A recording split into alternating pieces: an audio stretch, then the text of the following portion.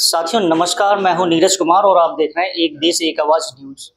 मैं बता दूं आपको, ग्वालियर में डॉक्टर अंबेडकर राष्ट्रीय अधिवक्ता संघ भारत की ओर से आज ही के दिन यानी 3 अगस्त को एक कार्यक्रम होने वाला था, जिसमें मैं बता दूं आपको प्रदेश स्तरीय सम्मेलन एवं प्रशिक्षण कार्यक्रम, इसमें कुछ चिन्हित विषय भी थे, उनके ऊपर ये कार्यक्रम रखा जाना था और 2 दिन पहले ही प्रशासन ने उस कार्यक्रम को निरस्त कर दिया है और जो नोटिस है वो भी इनको दे दिया गया है। आज प्रेस वार्ता के माध्यम से हमारे साथ राष्ट्रीय संयोजक एडवोकेट BM सिंह, जिन्होंने आज प्रेस वार्ता ली थी और जो निरस्त कार्यक्रम हुआ है उसके बारे में एक चुनौती भी ऐसी बता रहे हैं, कोर्ट में वो दायर करेंगे, अपील दायर करेंगे। उस तरीके से हम पूरी इनसे जानकारी लेंगे आखिर जो निरस्त हुआ है कार्यक्रम उसकी क्या वजह है। और साथियों मैं आपको पहले बता देता हूं, हाई कोर्ट में डॉक्टर अंबेडकर की प्रतिमा विवाद को लेके ऐसे कई संगठनों ने पहले भी ऐसे कई कार्यक्रम करने की कोशिश की थी, जिनके कार्यक्रम निरस्त हुए थे।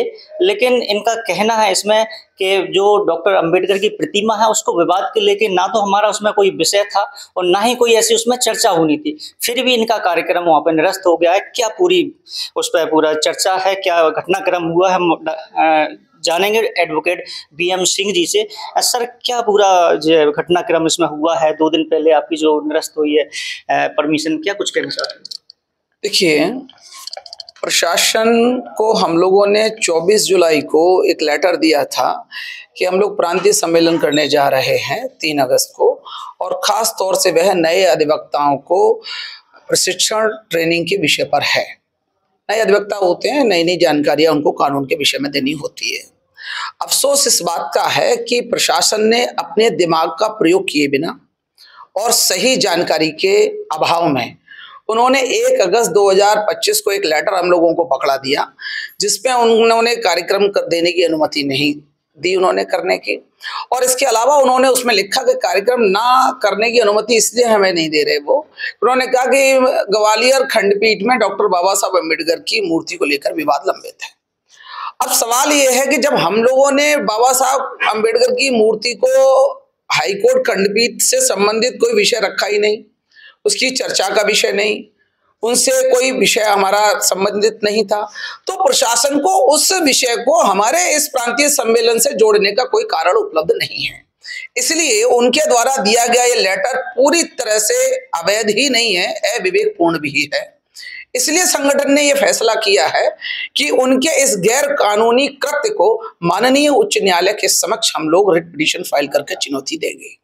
क्या लग रहा है, किस प्रकार का जो आपने बताए हैं प्रशिक्षण का है, किस प्रकार के प्रशिक्षण, थोड़ा बता दें। लीगल विषय के ट्रेनिंग बहुत बड़े होते हैं, जैसे नए एडवोकेट्स हैं हमारे बहुत सारे साथी, उन्हें ये बात बताई जानी होती है कि how to draft the cases, how to draft the pleadings, what is the basic differences between the civil cases, criminal cases, and there are so many dimensions of the advocacy.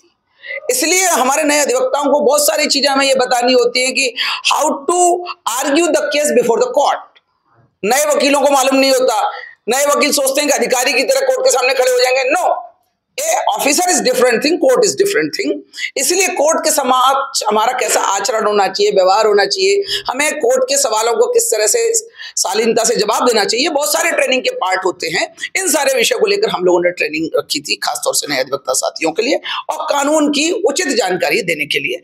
तो ये विषय डॉक्टर बाबा साहब अम्बेडकर की मूर्ति से जोड़ना, ये शासन की मंशा और प्रशासन को उनके अनुसार काम करने का श्रेय जाता है। पहले भी संघ कौन कौन से प्रशिक्षण आयोजित किए गए हैं, किस किस जिले में हुए हैं, क्या कुछ ऐसे और भी पहले हुए हैं क्या? देखिए, लगातार केवल हमारे मध्य प्रदेश में ही नहीं, पूरे देश भर में ट्रेनिंग कार्यक्रम चलते हैं। जैसे कि अभी हम लोगों ने गर्मियों की छुट्टियों में भी कार्यक्रम किया। ट्रेनिंग किस विषय पर चलती है आपका ये जानना है तो मैं इसके बारे में बताना चाहता हूँ।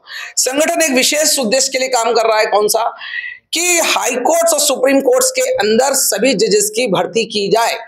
बहुत ज्यादा जजों की कमी होने की वजह से मुकदमे लंबित हैं, जिस वजह से जजों के ऊपर अनावश्यक दबाव है और जनता अन्याय से पीड़ित है। ये हमारे लोगों को जानकारी देने का है। दूसरा, SC ST OBC और माइनॉरिटी के जजेस की हाई कोर्ट और सुप्रीम कोर्ट में बहुत ज्यादा कमी है, तो वहां हमारे रिप्रेजेंटेशन की भी चर्चा होनी चाहिए।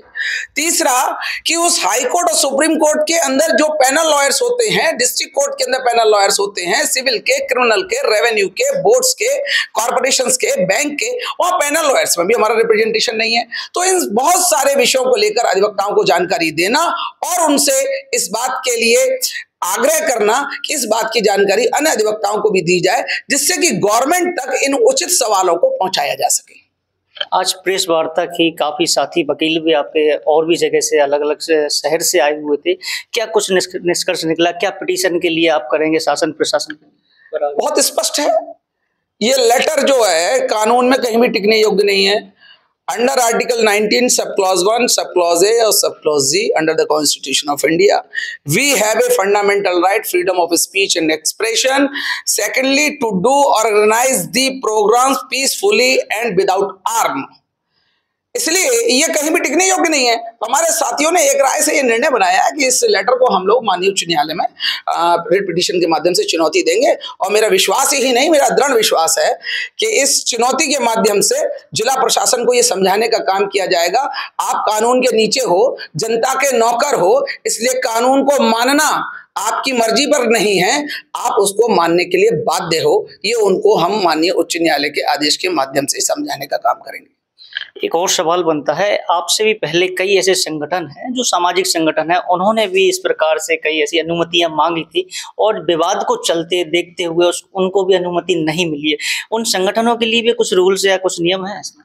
मैं स्पष्ट कहूंगा, खुले मैदान में कार्यक्रम करने का अलग प्रोसेस है, बंद इंडोर में कार्यक्रम करने का अलग प्रोसेस है। हमारे संगठन के द्वारा जो कार्यक्रम किया जाना था वो इंडोर कार्यक्रम था, पहली बात, उनसे इसको रिलेट नहीं कर सकते। दूसरी बात, किसी भी सामाजिक संगठन के द्वारा अगर परमिशन मांगी गई है और उनकी परमिशन को गलत आधार पर निरस्त किया गया है और उन्हें कार्यक्रम करने की अनुमति नहीं दी गई है, तो मैं डॉक्टर अंबेडकर राष्ट्रीय अधिवक्ता संघ की मध्य प्रदेश इकाई की तरफ से उनको आश्वासन देना चाहता हूं, वो हमारे संगठन के साथियों के पास आए और उनकी कानूनी लड़ाई को हम लोग लड़ेंगे और उनको निश्चित रूप से न्याय दिलाने का काम करेंगे। ये जो प्रोग्राम आज होने वाला था 3 तारीख को, क्या भविष्य में ये प्रोग्राम होगा या पोस्टपोन हो जाएगा? निश्चित रूप से कार्यक्रम स्थगित किया है, खत्म नहीं किया है, क्योंकि हम कानून को मानने वाले लोग हैं। माननीय उच्च न्यायालय में पिटीशन फाइल होगी और जिस प्रकार वहां से निर्णय होगा और उसके तत्काल बाद हम परमिशन के माध्यम से या अन्य तरीके से कार्यक्रम को आयोजित करेंगे और प्रशासन को बताएंगे कि कार्यक्रम होते रहे हैं और होंगे। क्या कुछ जो आपसे जुड़े हैं अधिवक्ता संघ से, जो एडवोकेट्स हैं, उनको क्या कहना चाहेंगे? मैं उनको एक ही बात कहूंगा, देश कानून से है और हम कानून से हैं, इसलिए कानून का राज पसंद करने वाले सभी अधिवक्ताओं को प्रशासन की या शासन की किसी भी गलत नीति के आगे झुकना नहीं चाहिए और उन्हें कानून का सम्मान करने के साथ साथ कानून का उंगली पकड़कर मजबूती से आगे बढ़ना चाहिए और इस तरह के लोगों को जवाब देना चाहिए, अन्यथा उनकी आदत बन जाती है गलत काम करने की।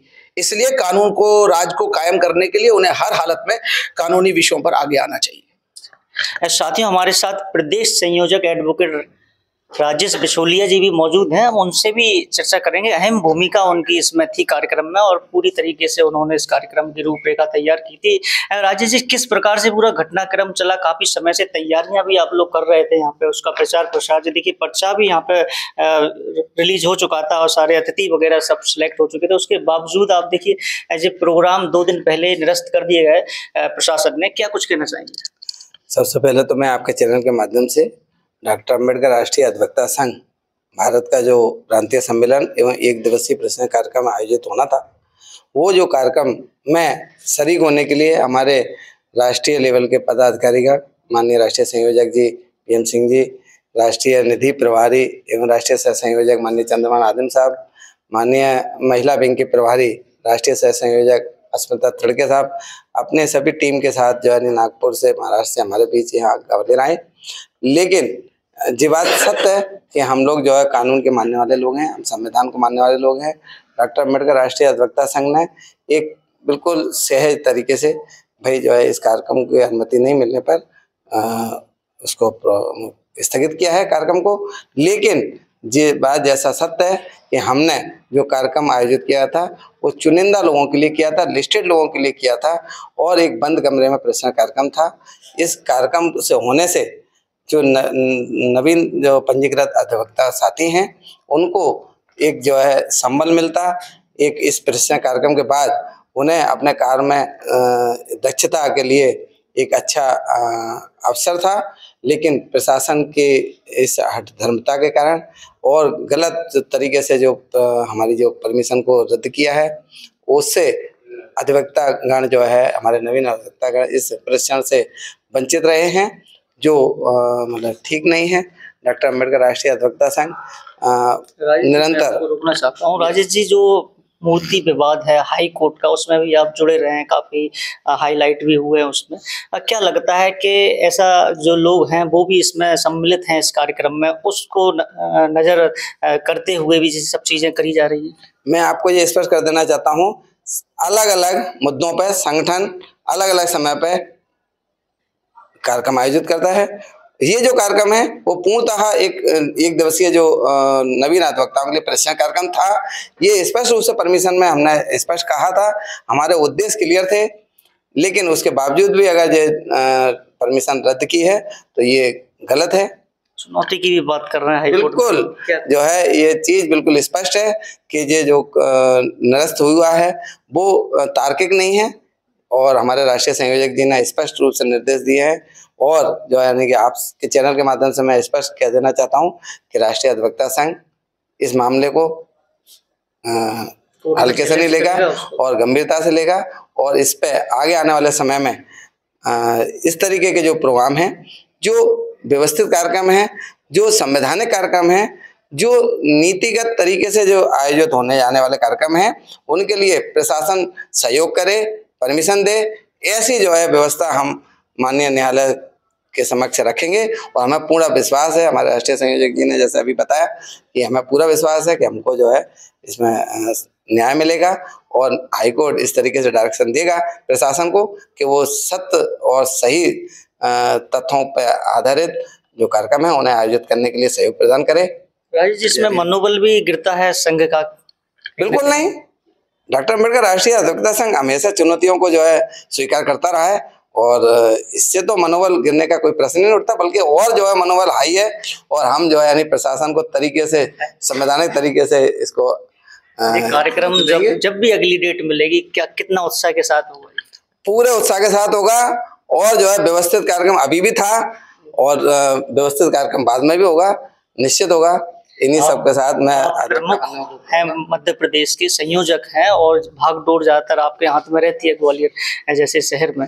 क्या कुछ अपने साथी अधिवक्ता से क्या अपने संदेश सूचना पहुंचाना चाहते हैं? मैं यही कहूंगा कि हमें जो है डॉक्टर अम्बेडकर राष्ट्रीय अधिवक्ता संघ की जो नीति है, रीति है, उसको ध्यान में रखते हुए हम संवैधानिक तरीके से अपनी लड़ाई को लड़ेंगे और उसमें सफल होंगे। इन्हीं बातों के साथ सादर जय भीम, शुभकामनाएं। जय भीम, जय संविधान। साथियों, हमारे साथ नागपुर से भी एडवोकेट्स यहाँ पे आई हैं। मैडम, क्या नाम है आपका? एडवोकेट अस्मिता तिर्के। मैडम, कार्यक्रम जो 3 तारीख को था उसमें भी आप शिरकत करने वाली थी क्या? जी सर। क्या कुछ कहना चाहती हैं जो प्रशासन ने कार्यक्रम निरस्त कर दिया 2 दिन पहले? जो आयोजित प्रोग्राम था तो वो प्रोग्राम उसके प्रिपरेशन जो रहता है वो कोई भी कार्यक्रम जो होता है तो उसका प्रिपरेशन महीना 2 महीना पहले से होता है और ये कानून के द्वारा रीतसर हम ये जो प्रोग्राम लेना चाहते थे तो उसी पे प्रशासन ने हमको रोक लगा दी। तो इतने दिनों का जो हमारा कष्ट था प्रोग्राम के लिए तो वो उस पे थोड़ा सा फोकस था। हाँ, तो उस पे थोड़ा सा रोक लगाने की जो नीति प्रशासन ने ली है, करी है, जो रोक लगाने की कोशिश की है तो ये अनकॉन्स्टिट्यूशनल है। तो पर हमारा संगठन इससे यानी पीछे हटने वाला नहीं है। हम इसके लिए लड़ेंगे, लड़ा देंगे हम इसके लिए और जोरदार उत्साह से और वो और ज़्यादा संख्या में हम ये आगे प्रोग्राम करेंगे।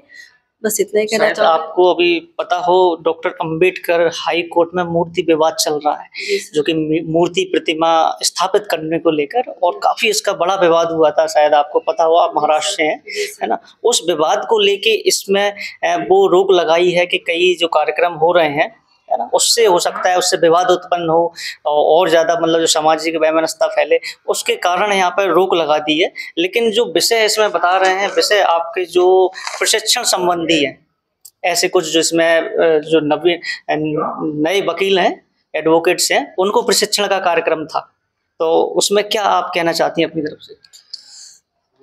जो नए वकील रहते हैं, जो अधिवक्ता रहते हैं, तो सिर्फ वो थियोरेटिकली पढ़ाई करके यहाँ पे आती है, और प्रैक्टिकली जब काम करने जाते बहुत दिक्कतों का उनको सामना करना पड़ता है। तो हमारा संगठन का एक दायित्व है कि जो नए वकील आते हैं उनको हम प्रशिक्षण दें।